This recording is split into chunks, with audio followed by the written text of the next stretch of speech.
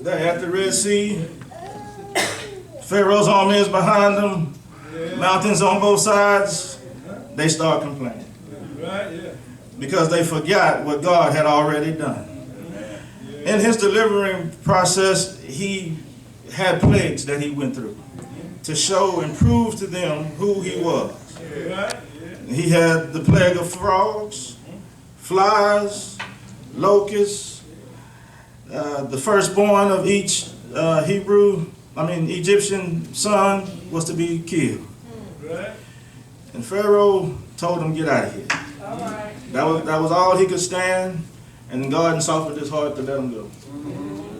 And their present condition is there at the Red Sea. And all of us in here, at some point or another, will be faced with the Red Sea.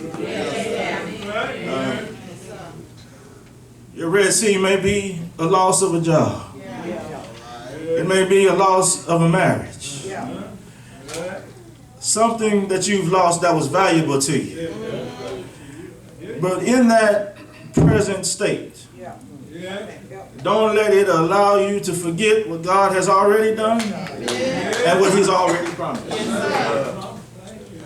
God has promised us that he would be with us from now and forevermore. In fact, he says, lo, I'm with you always. So don't let your present state allow you to forget. Nor let it dictate your eternal destination. God made a promise to Abraham that your nation would be great. And they would be in a land flowing with milk and honey. That was their future. God leads them through the Red Sea. Moses, as the leader, went through some things. And we all know the story of Moses. Moses was someone who didn't mind fighting. Didn't mind telling you what was on his mind. If you remember him, he got in trouble for cutting a man's ear off. He had to flee from Egypt because he killed an Egyptian. But then God prepares him to lead the children of Israel out of Egypt. And I said that to say this. Don't pray the prayer of Lord, change me. Because some of us have some characteristics in us that would be beneficial to God's kingdom. So pray the prayer of, Lord, use my characteristics for your benefit. Because if you notice in the life of Moses, God didn't change who Moses was. He just changed his attitude. He used them same characteristics that Moses had to benefit him, to glorify him. So in my close, God has promised us a promised land.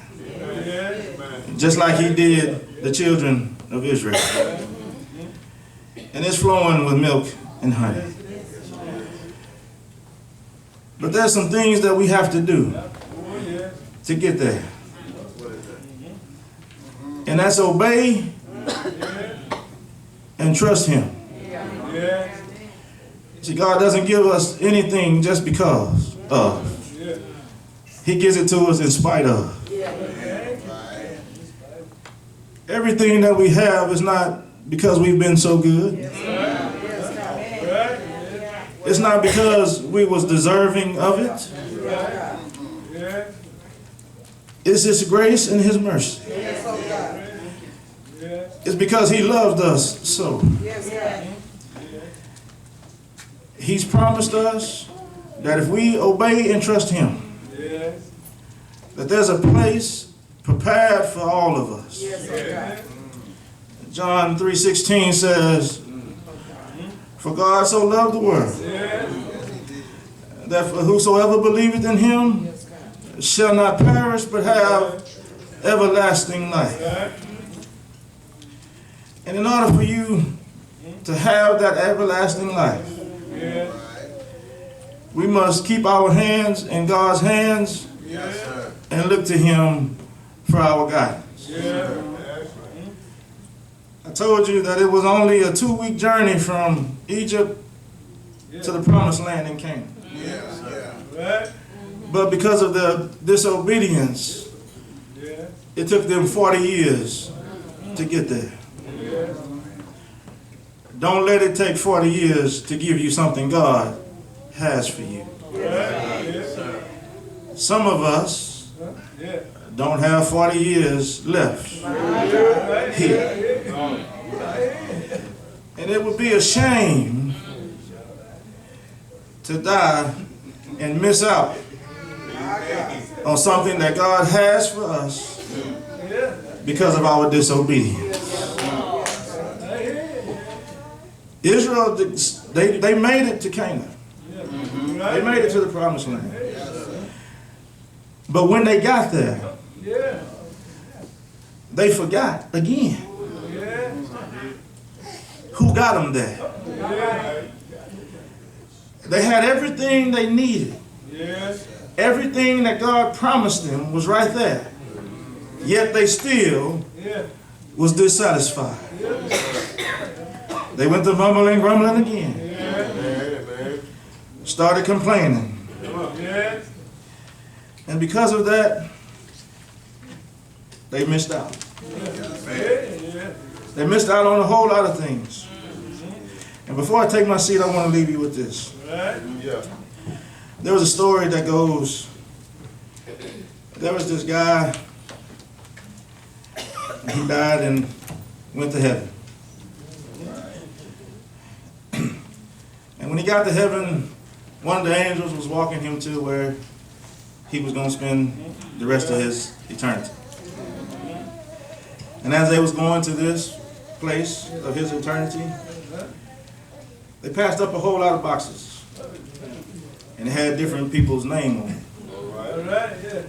And he asked this angel, "What is all these boxes here?" He said, "Oh, don't worry about it. Let's just go."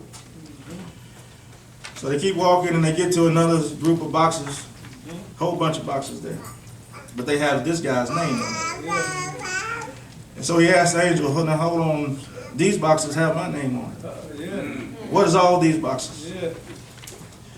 The angel said, "Oh, don't worry about it, just keep walking." He said, "No, I want you to tell me what these boxes are with my name on it." So the angel stops and he turns around and looks at him, Deacon Hawkins, and says, "Do you really want to know what all these boxes are with your name on it?" And this guy says, "Yes, I do." The angel says, "All these boxes here with your name on it is all the blessings God had for you. But because you wouldn't listen to him, you missed out on it." The moral to that story is, God got some boxes with your name on it.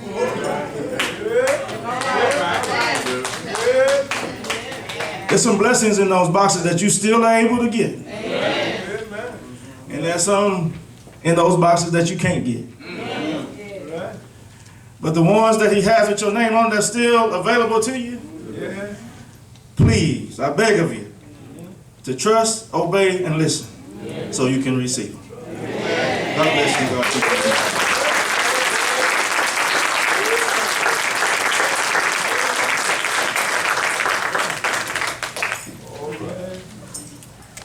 Doors of the church are open. How many of us have that Red Sea in front of us right now? How many of us are still trying to cross it? But we have to keep holding faith that God's going to get us across that Red Sea. But for some of us are still standing there because we don't have enough faith to believe in him. So you have to keep pressing, keep praying, keep going.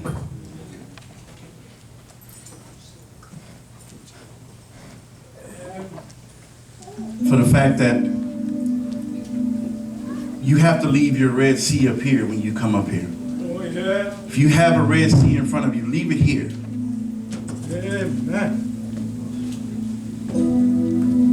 You have to give it to God. Because there's some things you just can't do yourself. And you have to understand, God don't need no help.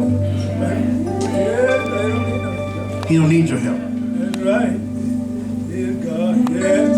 He's been doing it all these years by himself, so why would he need your help now? He makes no mistakes. Sometimes he allows us to be in certain situations to see if you go call out to him, or if you're going to continue to think you can do it yourself.